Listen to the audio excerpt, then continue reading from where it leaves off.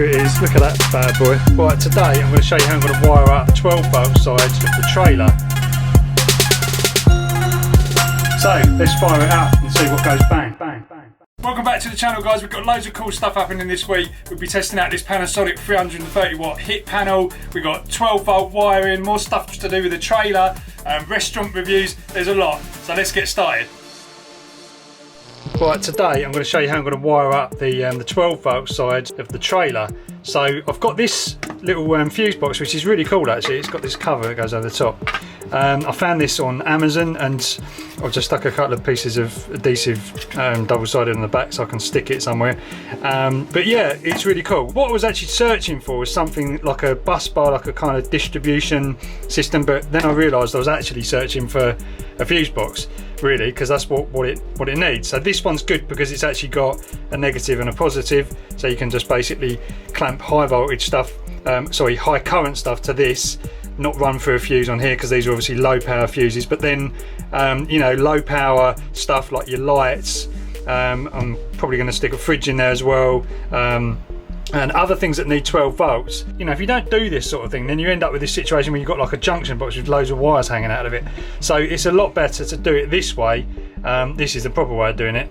And what's cool about this is it actually has little LEDs. Now when the fuses blow, the LEDs light supposedly, so you can actually see which fuse has gone, which is so good. You know what it's like with me with fuses, it's just they're blowing all the time. So and obviously this can use these little ring terminals, which are really good, easy to put on. You just basically crimp them on and bosh, easy to stick on. So I've already prepared one plug, which is this one's for the fridge. That's like a sort of 12 volt DC fridge connector thing, and then I've obviously put these on this end. This came with like a normal 12 volt car plug, so I chopped that off and stuck these on, being very careful to remember which one was the negative and which one's the positive. Negative is the one with the tape on. So here's my box of connectors. Other things I'm going to need is my multimeter to make sure I'm wiring everything right, some wire strippers from like the 1930s, some cutters, good, you know, big solid cutters because I've got some big wires, some crimps, flat blade screwdriver, insulation tape, and obviously that, and some fuses. Big box of fuses, all different types. You need to have a load of these on hand if you're doing anything like this. So let's get going. Right, here we go then. It's about 200 degrees in here, or to be more precise, 40. The fridge is on, which is currently running off mains, which is just a complete waste of time. So I'm going to turn that off. So the inverter's gone off and that's gone off, and I want to connect this to DC. So now obviously I'm not doing this from scratch, so I've already got a battery, I've already got the setup kind of in here, but I'm going to isolate it by turning that, and that basically turns this battery off. And what I need to do is take this off so I can actually access each wire individually and then connect it through this box. See what I mean? I've got so many wires in here, that's why you need this thing. Right, it looks a lot more simpler now, taking them off. These are for the inverter, so they can be tucked around there for the minute, if they'll go. Right, and then we've got positive wire there, which is too short. That's the first problem I've got. And then I've got a negative here, which comes straight off that shunt, but effectively that just connects straight to the battery. So what I want to do is I want to stick a ring terminal on that, and then connect that to the ground point on there, and then that will be the start of it. There you go, one ring terminal on. I used to solder these, but actually, due to vibrations, it's better if you don't solder them, because then it gives it a bit of play, because it might snap otherwise under vibration like when this trailer's moving along. But always make sure these things don't come off, because you can crimp them and then it just doesn't quite catch, and then you end up with a loose one. So just make sure they're strong, and that one is. So I'm going to do that and then connect that onto there. Forgot my spanner already, so I'll have to go back to the workshop to get that. Right, so I've done the positive side as well. I'm still using one of these little chop blocks. I know, guys, but I just couldn't be bothered to go back and get another bit of wire. And there's also a fuse. There's also a nice little fuse holder in there which acts as a backup, because you know, you can't have too many fuses in this sort of thing. Right, so now the little low power things like the battery meter. That battery meter needs a 12 volt feed, so that's going in. It's got its own fuse as well, but I'm going to run it through one of these like 3 amp fuses, very small fuse, just in case anything goes wrong. So that goes on there. Right, so next up, the inverter negative. Now I'm going to put this directly onto where the battery terminal is, so that these two are bolted together, because I don't know what's in between here and here. You might not be able to handle a lot of current, so I'm going to stick it on here just to be safe. That's on there. We'll do the same with the positive onto there. Right, that's good. I'm loving the plug and play nature of all this. So next what we've got to do is put the solar charger on. So I'm going to put it across here and one of these terminals as well and then run it through a fuse, because I'm not running more than about 10 amps through the charger at this point, and maybe because of the solar panel can't kick out that much. Right, that's on there now, and you can see the meter has come alive as well, because we've obviously connected the negative, and there is power coming in. If you're doing this, you really should shut off the solar charger by disconnecting the PV wires, or have an isolator on the PV lines, even if it is this sort of low voltage, just to be on the safe side. I will be putting one of those on, but I've been doing this live, so it's only 12 volts, so it's not too bad. So the final thing I'm going to put on for now is going to be the fridge, or the freezer thingy. So I'm going to put it onto this one here. This is a 10 amp fuse because it's about 60 watts. So the 10 will be easy enough for that. Right, there you go then, guys. Everything is connected. So at the moment I'm only using, 3 fuses there. I can use, obviously I've got space to add lots more stuff if I need to on the 12 volt side. So I will actually move the lights over to that probably, because I'm using the lights on this. That's not working because there's not enough power coming from here. But yeah, basically I might ditch this thing completely. It has got USB ports in these little 12 volt sockets, so I do like that. But yeah, it's just running off the load output, that thing. So I could potentially run that from here, but running off the load output is actually good because it means you can actually get it to turn off if the battery goes too low. It's quite smart in that way. So let's fire it up and see what goes bang. Turn the battery on. Right, nothing's melted so far. So far so good. So we got this this new umbrella, and we got some of these lights to kind of go round it. Just like little solar lights, and I've stuck the solar panel. Going a bit solar mad at the moment. I've stuck the little solar panel, I don't know if you can see it on the top. But yeah, what happened, we wound all these lights around, and then and then I just like turned this, and then it basically just snapped these tiny little wires in 2 places. So a little hack for you if you get this problem. Basically, on the broken part of the wire, if you just, because this is like enamel coated or something, because obviously otherwise the wires would just short out all the time. So just get a lighter and just burn the ends of the wires and then just twist them together. Make sure you burn a lot of that coating off, because there's quite a lot on there, and then you can just fix it. And I've just fixed it in 2 places. Basically the full story was this umbrella got caught by the wind and it ended up in next door's garden. So yeah, that wasn't good, and it kind of just ripped half these wires apart. Then I turned this and it was, yeah, and it just snapped again. So you can just keep repairing them. You can see that. Anyway, I didn't update you on the trailer. It's all working, it's all good. I've still got to tidy up the wiring a little bit, like reroute the cables and stuff like that. I'm going to get bitten to hell at it. I actually ordered another one of those fuse boxes because I'm so impressed with them. They're really, really good. And I actually looked up re-looked at the specs, because I never read anything when I order these things, and it's saying like that can handle 30 amps. I'm not sure if I trust it at 30 amps, but they're saying it can handle 30 amps, so I guess it's good for 20 maybe, I don't know. But yeah, I've ordered another one of those because what I want to do is put it on the load side of the charge controller. So I've got 2 separate kind of sections, which would actually be quite good, because then you can have the load part of the Victron charge controller turning off, like if the battery gets too low. It's got this really cool battery life algorithm, so it will, when the voltage gets to a certain point, it will just basically shut off the loads and wait until the battery's fully charged again. It's a bit like that kind of low voltage, high voltage disconnect, reconnect thing, but on the inverter. But of course, when you're running 12 volts, you haven't got that ability. You haven't got anything to turn the power on and off. So that would be good. I'm going to do that, and then I can run the lights and the fridge as well. I mean, that can go on there because it's fairly sort of low current. Anything up to about 20 amps would be fine.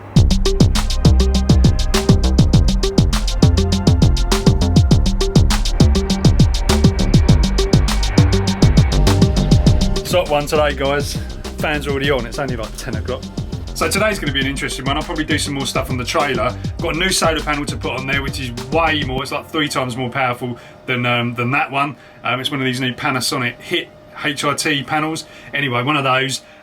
We've got to go and do a restaurant review as well, and possibly I've got a mate coming over later who's into solar and all that side of things as well. So should be an interesting one.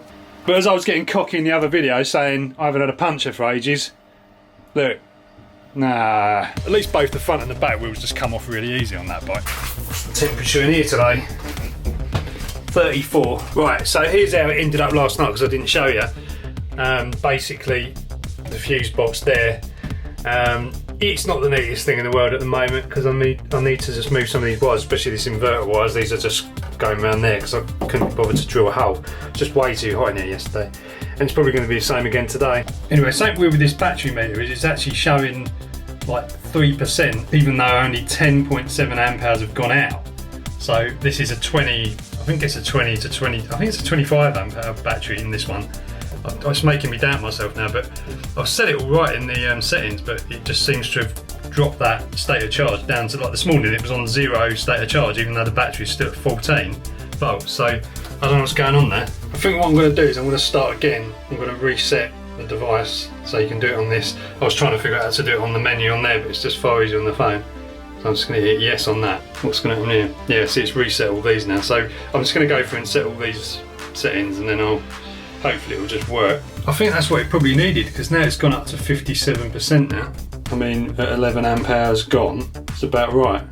Right, it's probably going to completely fan the battery, but I'm going to charge a lawnmower battery as well. It'll be an interesting test to see if it cuts out, like the inverter cuts out the voltage I've set it to cut out, which is like 13 volts or something, and then restarts when the solar has charged up the batteries a bit and it's got back up to like 14 volts. So we'll see what happens. Right, we're going out now. I just stuck this fan pointing at the rack because it does get hot in here later. It's actually pretty cool now. These aren't too bad, but they do get pretty warm, these inverters, so I'm not sure I trust them 100%, so I'm gonna maybe look into some sort of cooling for them, or just use something else. What's going on in here then? Looks like that battery's charged, so that's done.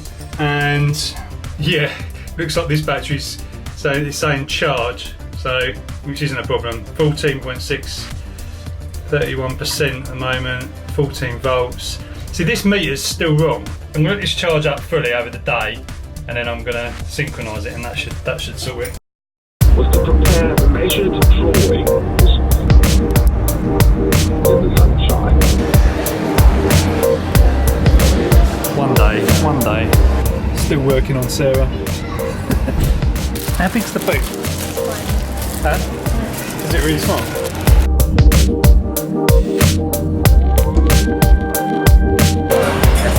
Drum peppers as well. I don't know if you've ever had these before. I have had them before. Yeah, I can't think where. I think on holiday. Yeah, so 1 in 1,000 is spicy. Okay. So apparently it's good luck to get the spicy one. Yeah, oh right. Okay. Oh, one you of like, them. you like Oh, spice. 1 in 1,000. Yeah, so It's not that one.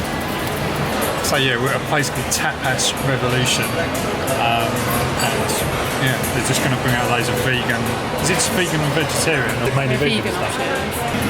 So this is like a garlic tomato thing. Is it like a bruschetta? More stuff. They look insane, don't they? They do. Basically, getting to try everything on the menu. Just keep bringing stuff out. So I've got this. What do you call this? Gazpacho? Gazpacho? I don't know how you say it. It's like cold tomato. I've never really got this, to be honest, but it is nice. It's got watermelon in it as well. It's quite refreshing. And then I'm stuffed. I love Sarah's job. Oh, it's another level of hot out here, isn't it? Oh my god, when we first walked out I thought it was hot, but now it is just, this feels like we're not in the UK at all. It's supposed to get hotter than this as well in the next couple of days. Right, ready for this. See how hot it is inside. Oh my god. That is 42 it says. It's higher than last year. 42? What? Alright, just got back. God, it is so hot today. Oh look. Right, here it is. Look at that bad boy. Right, let's do a little test with this new panel. 330 watts of pure craziness. It just about fits on the top of this. Cool, that wheel arch was soft. Let's give it a little voltage test. See what its open voltage is at the moment. Right, so 65 volts, which is 10 volts off of the limit for this charge controller.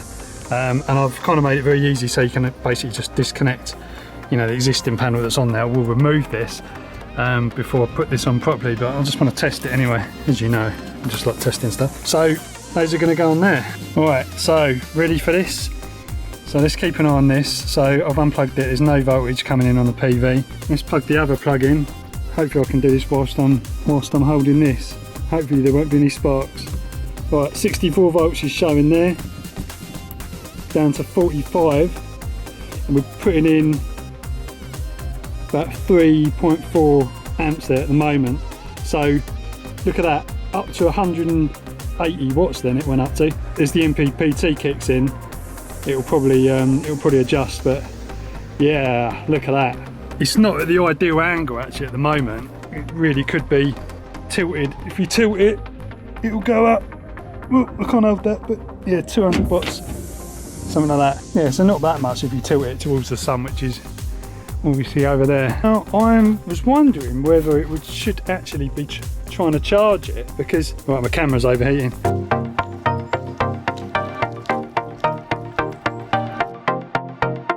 Just come for a little dog walk, try and catch a bit of the sunset, because I went out on the e-bike last night and it was a really good sunset. Check my Instagram if you want to check the pictures and stuff like that, but yeah, I didn't take a camera because I couldn't bother to film. I'm rocking the slicked back look. Look at this massive spider's web out. It's huge. I just done this a minute ago and there was like a big massive spider just went further in. Try and get him to come out. Yeah, and then like 10 come out and just go all over our feet. Someone's out of breath.